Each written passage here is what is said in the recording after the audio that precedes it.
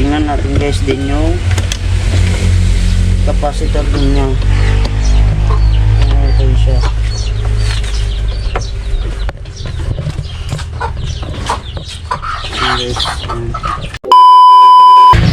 Hi guys, for today's video, ayun, nakikita ko na rin yung isa na inayos natin nung nakaraang araw. Ngayon, nakita niyo naman yung isang video ko, hindi ko po siya ginawa kasi naalanganin na ako sa oras. Ngayon, ipapakita ko rin sa inyo kung paano natin gagawin. Kunting ano lang to, kunting kalaman, yun, nasabi nga. Check natin guys, para makita po nyo. Samahan niyo ako guys, testing muna natin. Ang may-ari pala nito guys, yung nagpaayos po ng TV speaker. Nasira daw, hindi daw mga na sabi. Biglaan lang daw. Ngayon wala silang ginagamit. Kaya ngayon, yun. Check natin guys. Sana magawa natin. Check muna natin guys.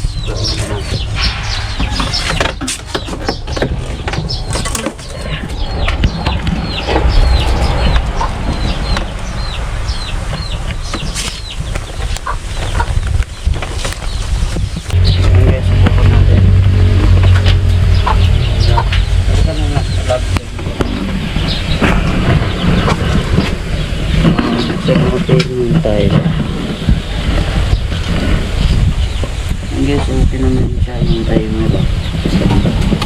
Normal yan. Wala guys.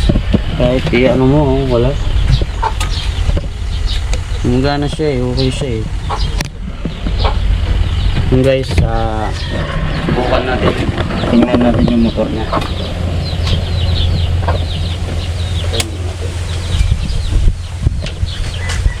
Guys, tingnan natin yung motor niya. Yan. Kasi yung isa guys, diba yung inayos po natin kung nakaraan, dito nagkaroon problema yung capacitor, nag-loss connection, kaya hindi niya maipatakbo yung motor na maayos. Yan. Ito guys, problema naman nito, sinaksak mo siya, kahit ano mo, hindi talaga siya umiikot. Yan, titingnan natin yung wiring, kasi pwede mangyari yung capacitor mahina na bumaba yung microfarad niya, o di kaya yung supply simula sa power papunta dun sa may motor. Yan, tingnan natin guys.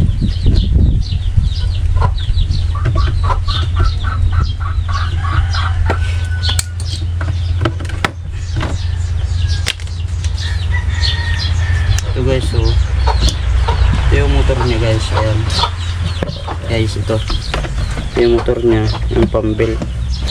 Yung pambelt to, pero subukan pa rin natin. Ayan, yung pambelt niya, ito naman siya eh. Ay, natin yung power guys. Nakikita ko guys, oh. Ayan, parang nasunog yan guys, oh. So,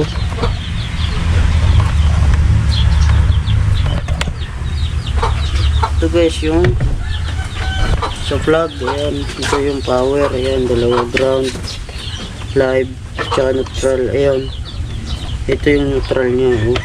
Putol siya guys, kaya siguro walang supply na pumapasok papunta dun sa motor. Ayan, ito yung sa motor. Ito yung nakakonect guys, yun.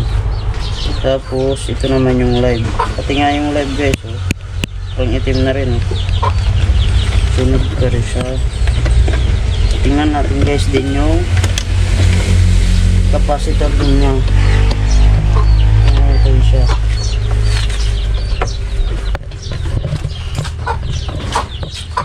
Guys, kaya mapapansin nyo magkaiba yung capacitor. Ito naman 7 microfarad. Ayan, kita nyo, 500 volts AC, alternate current 50 ohms. Ayan, yung nakaraan 9 microfarad yun. Ayan guys, kita nyo naman sobrang itim. Ayan ayan patuloy na lang natin to guys. Yung nakaraan guys, yung isa belt at saka yung capacitor nag-loss connection kaya hindi siya gumana. Ito naman is nasunog yung neutral niya pupunta dun sa motor, kaya walang supply na hindi gumagana yung motor natin. Ayan, tapos mapapansin nyo guys, ito wala siyang fuse. Ayan, ayan, wala siyang fuse. Kung natin guys, ito naman papunta sa timer guys. Ayan, ito nag-loop. Ayan, subukan natin guys, wiring natin ulit, patuloy natin yung mga sunog. Yan guys, sunog talaga siya, sobrang itim.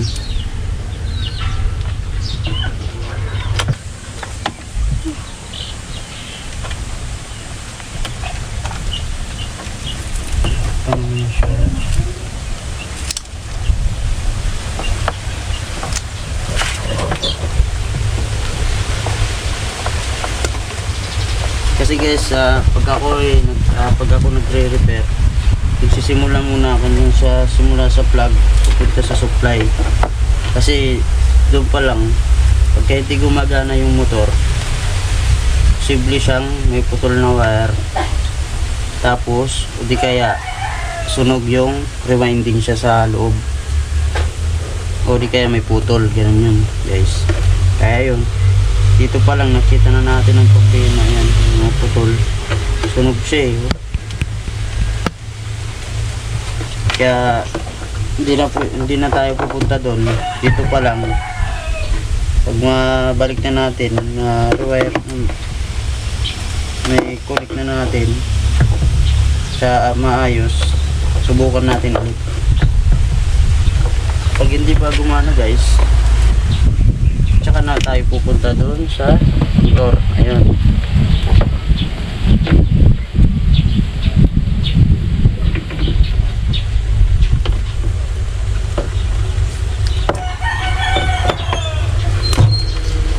guys, yung capacitor. And balik natin ito guys.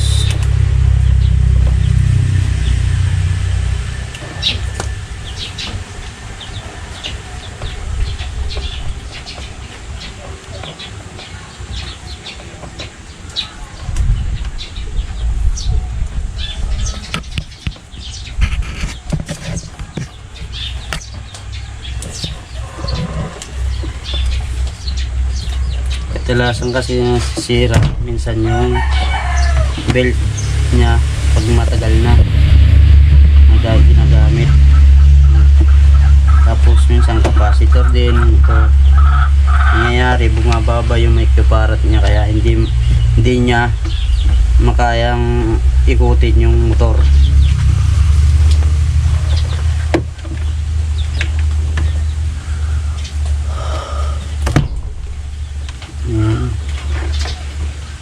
Asalan natin ito para may kulit na natin.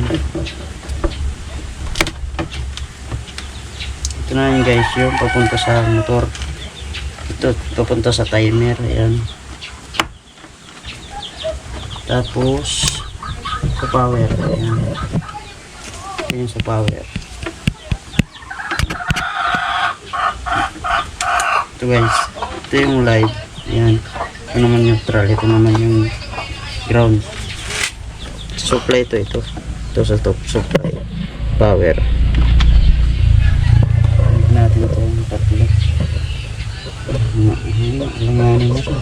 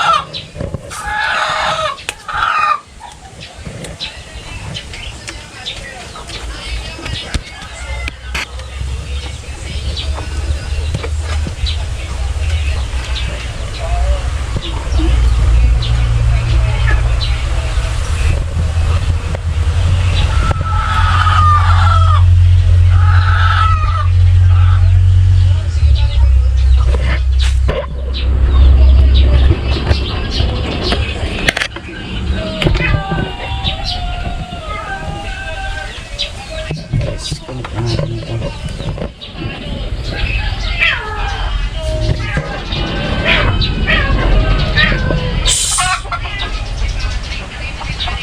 Ayan guys, connect na natin ito. Ayan. Ang tatlo na ito.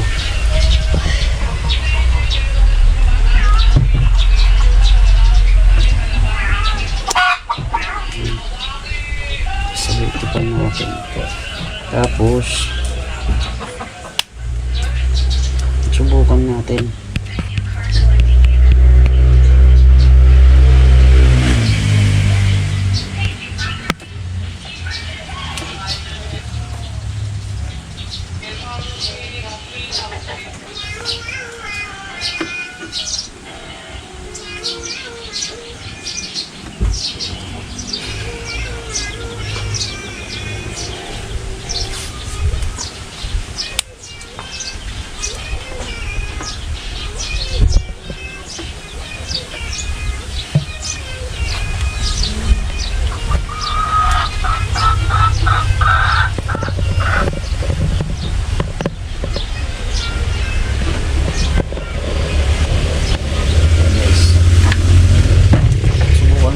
Guys, ayan, ibalik na siya dati. Ayan, ito yung putol. Ayan, okay. Meron dito ito guys. Ano yun nga natin, ito natin.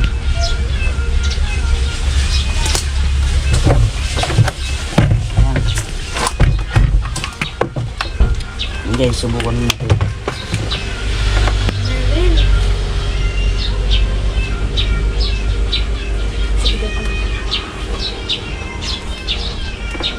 Ayan. Subukan natin yun.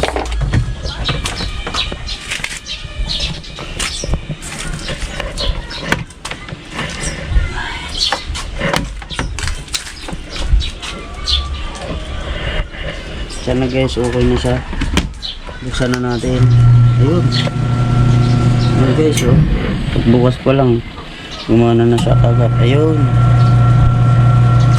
Guys,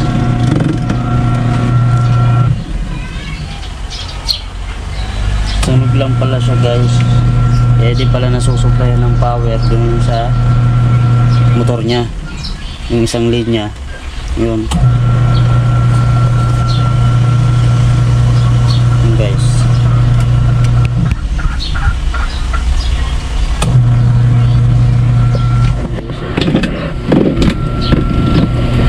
Halimbawa guys, ayan, pagka hindi siya gumagana, umiikot. Ngayon, pag umandar siya, pag sinaksak mo, pag ginanon mo, umiikot siya. Ang nagiging posible yun guys na nasisira. Yung minsan yung capacitor, bumababa yung microfarad niya. Kaya hindi niya kayang maikot. Kahit maayos pa yung belt niya.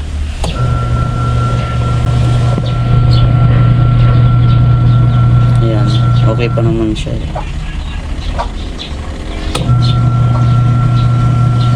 Normal siya guys. Ayan guys. Natin, bali okay na siya. Ayan guys, nagawa na natin na naman yung isa. Babalik na rin natin itong isa na to para magamit rin nila. Yun. Balik na natin yung mga sa loob niya.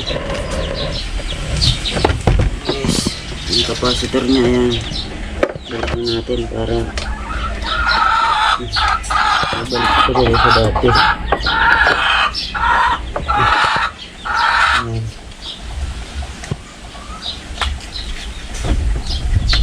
Ayan naman sa loob siya.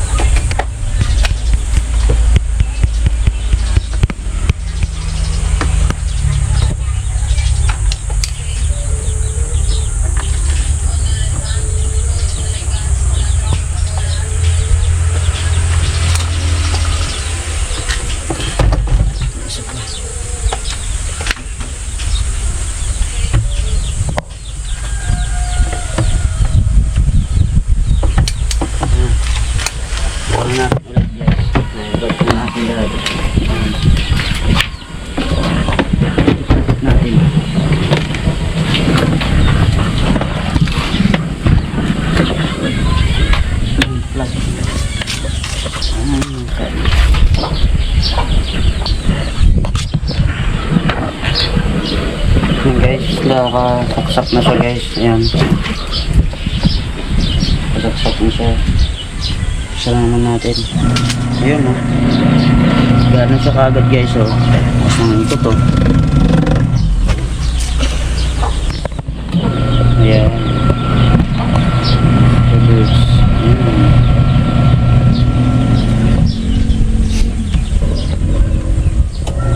Ayan guys. Ayos na naman po natin itong isang washing machine. Ngayon may natutunan na naman tayo. Meron na naman tayo na ayos guys. Sana i-share nyo po itong video na to at i-like nyo na rin po. Maraming salamat po sa suporta. Salamat po sa uli na natin to.